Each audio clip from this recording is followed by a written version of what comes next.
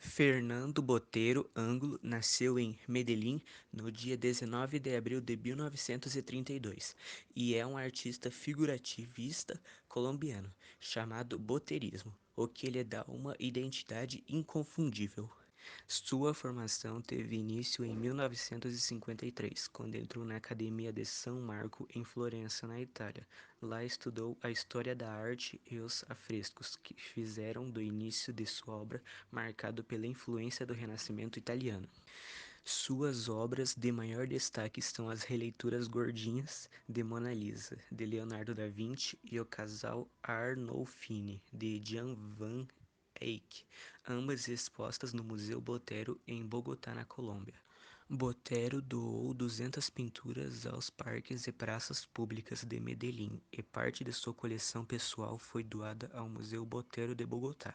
Além disso, o artista doou 23 esculturas à cidade de Medellín, sua terra natal. Elas estão expostas em uma praça pública que foi renomeada com o nome de Botero. Gabriel Garcia Marques foi um escritor, um jornalista, editor e também um político. Ele era mais conhecido como Gabo e também foi considerado um dos autores com mais importância no século XX. Ele teve diversas obras pintadas e vendeu mais de 40 milhões de livros em mais de 29 idiomas.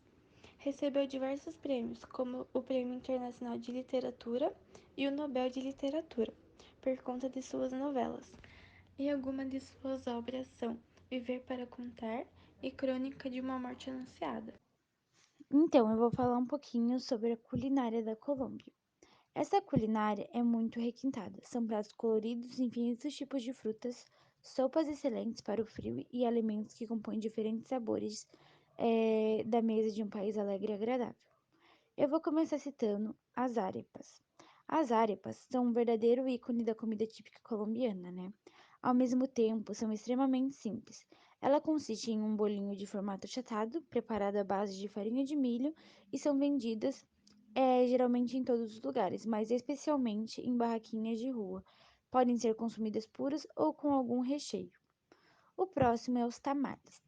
Os tamales lembram muito a pamonha brasileira, porém são salgados e levam bastante recheio que consiste em vegetais ou carnes bem temperadas.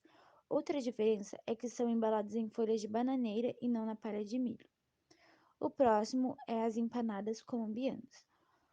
As empanadas colombianas em outras localidades, como Uruguai e Argentina, são assadas, porém na Colômbia elas são recheadas com carne, frango, queijo, arroz de coentro e fritas. E para acompanhar é um molho de ervas. O próximo e último é os patacones.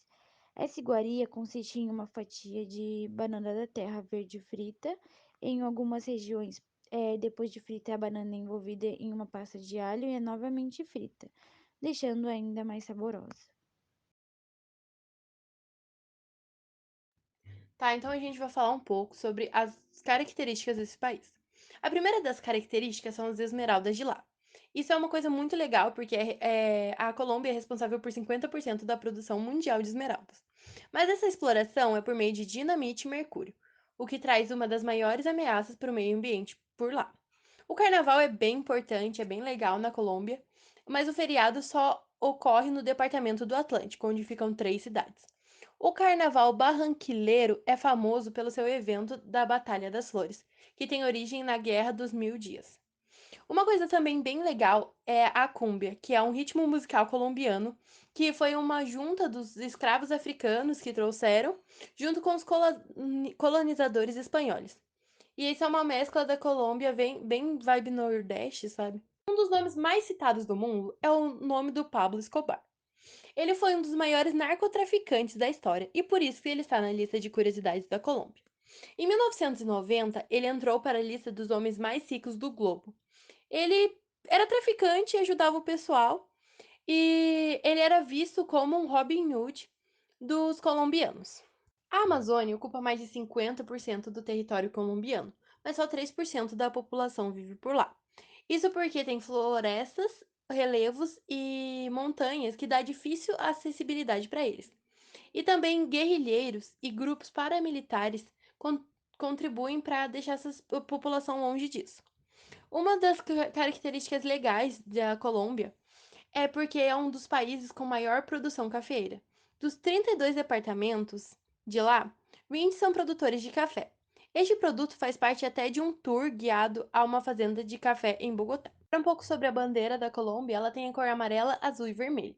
Segundo histórias, a vermelha simboliza o sangue dos colombianos que lutaram pela liberdade do território durante o processo de independência. A cor amarela tem a ver com toda a riqueza que já foi encontrada no país e o azul representa a água dos mares que banham a Colômbia.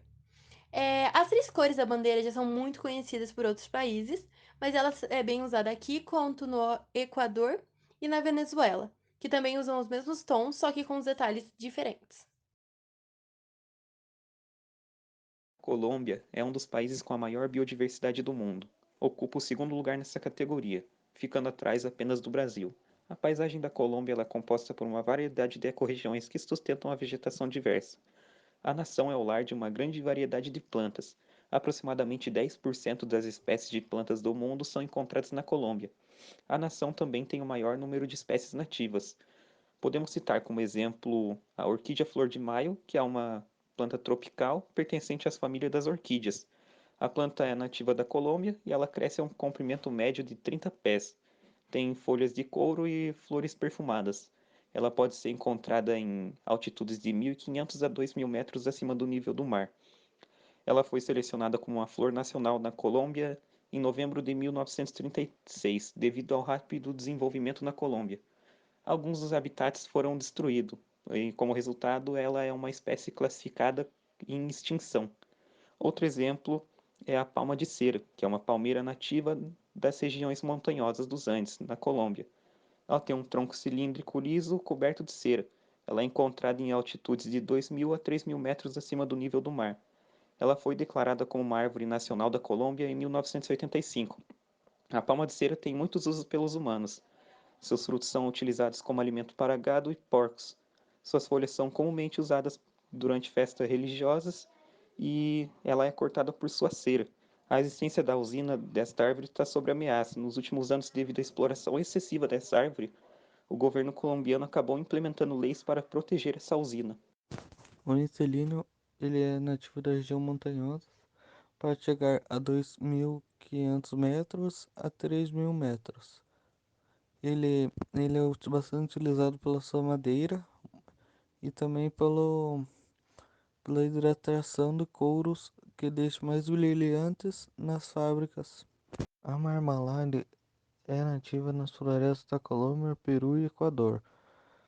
Ela aparece quase todo ano. Ela tem flores de cores vivas, como laranja, vermelho, laranja escuro. Também podemos citar exemplos de árvores nativas da região da Colômbia. Tem árvores idosas, o graviola e o feijoá.